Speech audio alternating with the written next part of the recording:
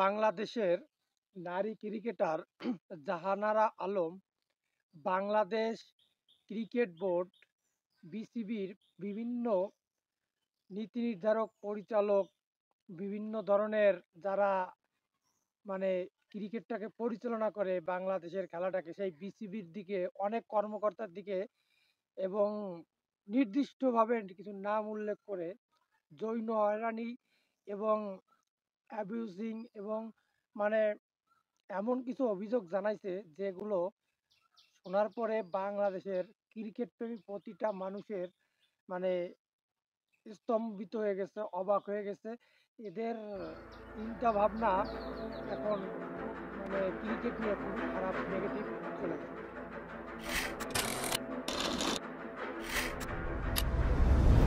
ক্রিকেটারদের সর্বোচ্চ সম্মান এবং সিকিউরিটি যেখানে দেওয়া দরকার সেইখানে চরিত্রহীন, যাদের চরিত্রে ঠিক নাই সেই সমস্ত কর্মকর্তাদের কেন নিয়োগ দেওয়া হলো আমার বোধগম্য হয় না। রিয়াসাত আজিমের নেওয়া সাক্ষাৎকারে জাহানারা আলম বাংলাদেশ ক্রিকেটের যে একটা কালো অধ্যায়, কালো রূপ বা বাংলাদেশ ক্রিকেটের যে ভয়াবহ একটা দিক তুলে ধরছে, যেটা বাংলাদেশের প্রতিটি নাগরিকের এবং বিশেষ করে আমার মনে বাংলাদেশ মহিলা ক্রিকেট নিয়ে একটা খুবই নেগেটিভ একটা মেসেজ ঢুকে গেছে।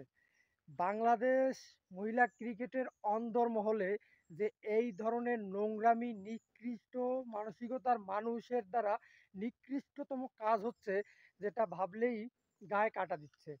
আপনারা চিন্তা করে দেখেন, বাংলাদেশের প্রত্যন্ত অঞ্চল থেকে এবং খুবই নিম্ন শ্রেণীর না নিম্নমানের পরিবারের মানে গরিব যাদের টাকা পয়সা নাই, সেই ধরনের পরিবার থেকে যে সমস্ত মেয়েরা যায়, যাদের নাই কোনো ক্ষমতা, নাই তাদের টাকা পয়সা, তারা ক্রিকেটটাকেই ভালোবেসে, তাদের প্যাশন ক্রিকেট, সেই ক্রিকেট খেলতে গিয়ে যদি তারা এই ধরনের অত্যাচারের বা নির্যাতনের শিকার হয়, যেটা কতটা খারাপ। এবং আম, বাংলাদেশের মতো একটা জায়গায়, বাংলাদেশের মতো মানে কি বলবো, এটা ভাবতেই কেমন লাগতেছে। এদের নিয়ে আলোচনা করতেই রুচিতে বাঁচতেছে। জাহানারা আলমকে ধন্যবাদ যে তিনি সত্যটা প্রকাশ করে পুরো জাতিকে জানায় দিয়েছে যে বাংলাদেশের অবস্থা কতটা খারাপ। অন্যদিকে এই যে তহিদ হোসেন, তিনি তো মারা গেছেন। তিনি যে পাপ কাজগুলো করছেন, তিনি যে খারাপ কাজগুলো করছেন, আমি খুশি হতাম তিনি যদি জীবিত থাকতেন এবং সারা দেশবাসীর সামনে যদি তিনি একটা বড় ধরনের শাস্তি পাইতেন। আর আমার কাছে মনে হয় তার দালাল, তার ডাইন হাত এই মঞ্জুরুল ইসলাম, তিনি ওই তৌহিদকে বিভিন্ন মেয়েদের উত্তপ্ত করে, ইভটিজিং করে বা বিভিন্ন মেয়েদের সিডিউস করে তার বিছানায় নিয়ে যাইতো। ওই মঞ্জুরুল ইসলাম এখনো জীবিত আছে, ওর কঠিন শাস্তি হওয়া দরকার। এই শালার লোক ভালো না, এই শালার ঘরেও মেয়ে আছে, কিন্তু জাহানারা কতটা ভালো বলছে যে তার মেয়ের সাথে যেন এরকম না হয়। আমার মতে এই মঞ্জুরুল ইসলামকে এমন ধরনের শাস্তি দেওয়া উচিত যা দেখা পুরো বাংলাদেশের মানুষ খুশি হয়ে যায়। আর এবং হাজার হাজার জাহানারা আলম এদের মতো এই পশুদের হাত থেকে রক্ষা পায়। নির্দিষ্ট একজন নারী ক্রিকেটার অভিযোগ জানানোর পরেও কেন জিনিসটা বাইরে আসলো না, কেন ওই অপরাধী ব্যক্তির কোনো বিচার হলো না, এটাও আমার বোধগম্য হয় না। মঞ্জুরুল ইসলাম, যার বিরুদ্ধে সরাসরি অভিযোগ করছেন জাহানারা আলম, তার একটা আলোচিত একটা কেচ্ছা আছে 2003 বিশ্বকাপে। তখন তিনি বাংলাদেশ পুরুষ ক্রিকেটের একটা নীতি নির্ধারক ছিলেন, তিনি মেবি ম্যানেজার না কি যেন একটু ছিলেন। তো তিনি মাশরাফির মতো কিংবদন্তি প্লেয়ারকে দিয়ে তিনি তার আন্ডারওয়্যার পরিষ্কার করাইছিল। তখন তিনি সাজা পাইছিল। মানে যে ব্যক্তি এত ধরনের নিম্নমানের, এত যার মানে বাজে মেন্টালিটির, সেই ব্যক্তিকে বাংলাদেশ ক্রিকেটে মহিলা ক্রিকেট টিমের সাথে পাঠানো হয় বা ম্যানেজার করা হয় বা তাকে ওই জায়গার দায়িত্ব দেওয়া হলো কেন, আমার বোধগম্য হয় না। সেন্সিটিভ জায়গা হচ্ছে মহিলা ক্রিকেট। এখানে মা বোন, এখানে আমাদের বোনের অল্প বয়সী কিছু মেয়েরা থাকে, যাদের চাইলেই যাদেরকে মানে ইমোশনালি বা ভয় ভীতি দেখাইয়া অনেক কিছু করা যায়, সেই জায়গায় এই ধরনের ব্যক্তি কেন থাকবে আমার বোধগম্য হয় না।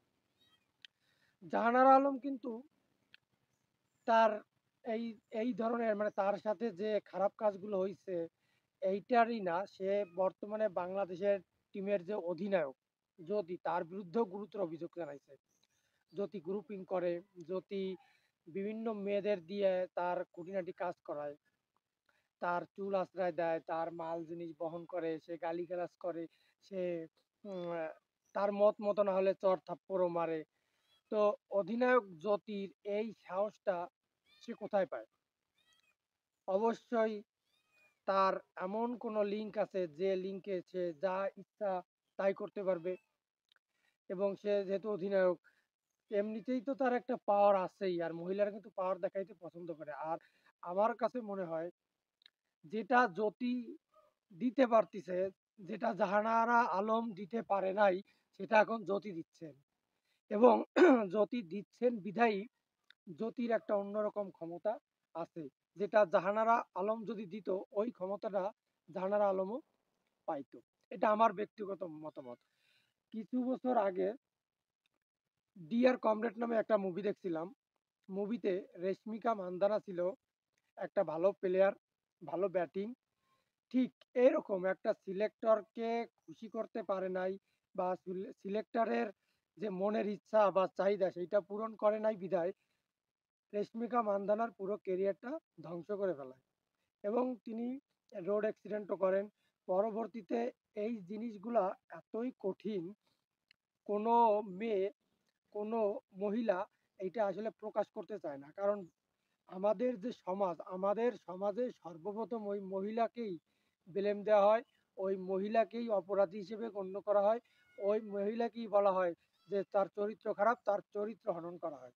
যে কারণে মহিলারা এই ধরনের বিষয় সচরাচর চুপই থাকে। তারা মিডিয়ার সামনে বা কাউকে বলার আগ্রহ বা সাহস দেখায় না। এদিক থেকে আমি জাহানারা আলমকে ধন্যবাদ জানাবো এবং তার সাহসিকতার সর্বোচ্চ সম্মান করি। তিনি সাহসিকতার মাধ্যমে, তিনি সাহস দেখাইয়া তিনি এটা মিডিয়ার সামনে আনছেন। এবং তিনি এইটা নিয়ে আগে ২ বার অভিযোগও জানাইছেন, তাও লিখিত প্রমাণ সহ। তখন বিসিবি কি করছে? বিসিবি কি আসলে মুখে আঙুল দিয়ে বসে থাকে? না জ্যোতি, মঞ্জুরুল ইসলাম এদের ওইটা দিয়া বসে থাকে বিসিবি? আমার মাথায় আসে না। বিসিবির কাজটা কি?